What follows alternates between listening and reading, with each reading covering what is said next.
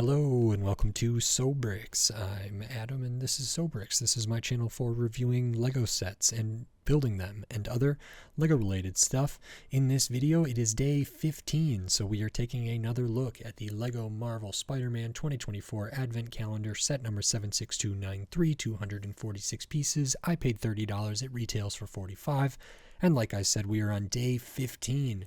Yesterday I had the I thought kind of great little rhino sort of holiday mech robot toy build, and I'm excited to see what's in day 15. So I'm kind of going through this all 24 days, one at a time, as people who have these themselves or are watching at home can kind of go through it. If it's a little build, I'll put it together, give my thoughts. If it's a minifigure, I will do the same. Okay, well now I sort of know what this is.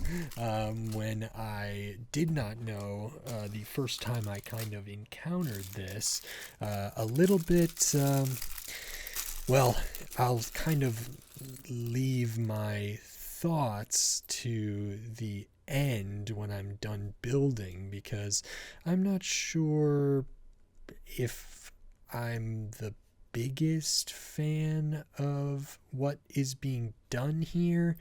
We will have to see. It is going to come together relatively quickly, which is good.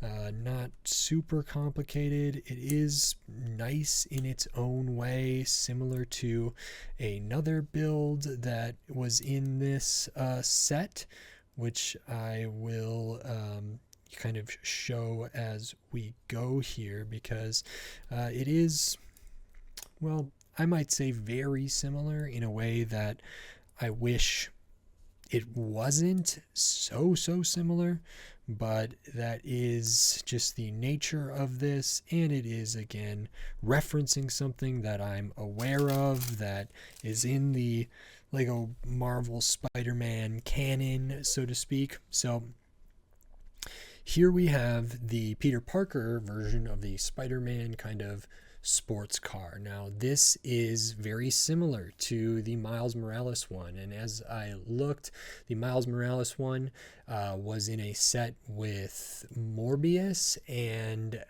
the Spider-Man one is from a set that I believe had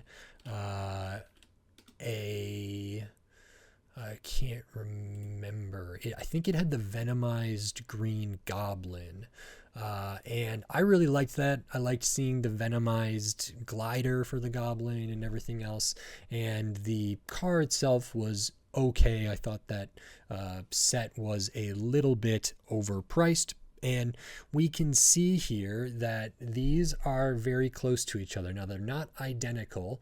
Actually, the Miles Morales one, true to the sets, is a little bit longer, not just including the kind of propulsion beam coming out of the back, but just in general, instead of using kind of, the camera piece at the rear there, we have some different stuff in here for the construction. The side where the wheels are pretty much the same with some different colors. So they use the red 1x4 red ingot instead of black for the Miles Morales one, and the same kind of 1x1 round tiles for the wheels.